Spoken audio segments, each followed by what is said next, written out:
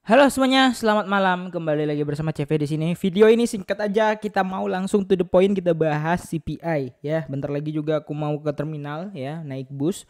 Dan ya kita bahas dulu karena nanti aku udah kemungkinan ya nggak bisa update, tapi kayaknya bisa lah. After CPI nanti kalau belum berangkat masih bisa, oke? Karena CPI ini 19.30 guys. Jadi artinya kurang lebih sejaman lagi ya.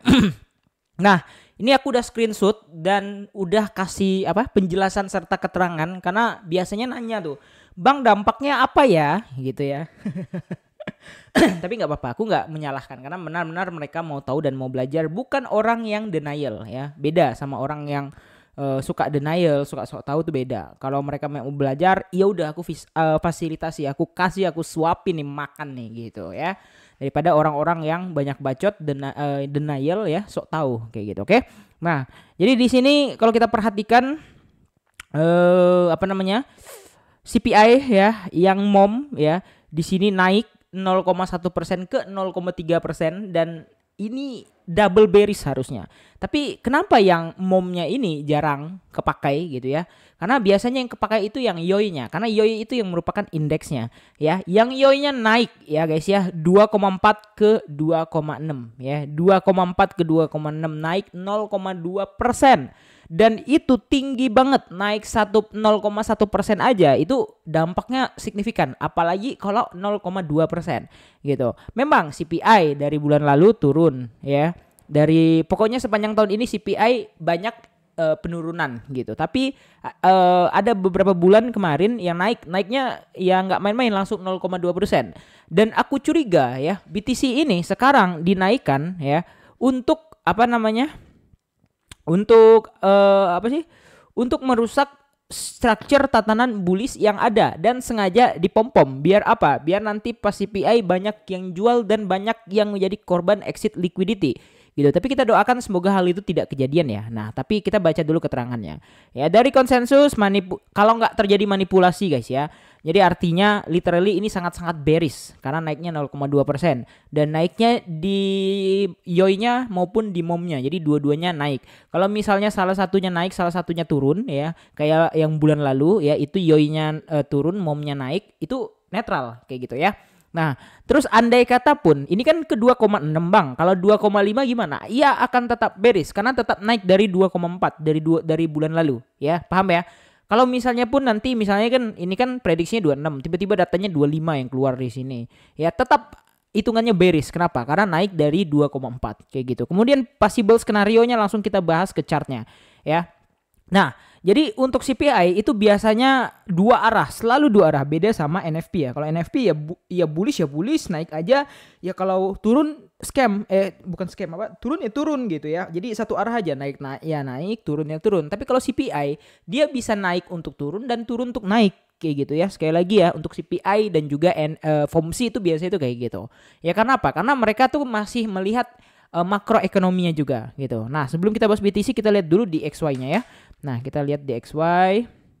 Nah, dari DXY menunjukkan pola-pola yang cukup bullish ya, karena di sini udah mulai pembentukan support ya. Dan di sini di XY itu hitungannya recovery yang cukup ekstrim ya, extremely extreme gitu. Nah, di sini kita tarik ya garisnya dari sini, oke? Dan sampai di sini ya. Nah, setelah sampai di sini ya, kelihatan tuh bullish for breakout ya untuk di XY-nya ini. Nah, kita langsung tarik Fibo-nya karena jujur sebenarnya ini nggak bisa juga sih pakai Fibo, tapi kita mau lihat kira-kira bisa nggak kita targetin pakai Fibo gitu ya.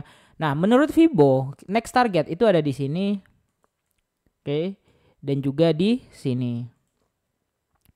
Oke, udah clear ya. Udah jelas, kita kasih lagi panahnya biar maknyus. Nah, gitu ya kan? Ala-ala CV lah. Analisa CV ini gambarnya tuh kebaca tuh. Semua orang tahu tuh kalau gambar CV tuh kayak gini ya. Ada panah lengkungnya gitu ya. Nah, ya udah bahas di XY yang berpotensi untuk naik karena udah ada pembentukan high demand ya. High demand 4 jam di sini. Yang warna hijaunya udah lumayan pekat ya, berarti menandakan sepertinya dolar mau naik ya di antara pair lain. Dan kemungkinan kalau kalian yang main forex ya, kalian bisa melakukan pair sell untuk pair USD. Misalnya GBP ya, GBP USD misalnya, kalian sell GBP-nya kayak gitu. Oke. Nah, jadi ya kira-kira kayak gitu untuk BTC-nya. Yang jelas ini masih ada plan yang pertama tadi ya, ada kemungkinan kita akan sweep dulu ke 115 sampai 113. Dan kalau kita lihat dari plan yang ini, waduh, mana gambarnya tadi? Bentar. Kok nggak ada sih?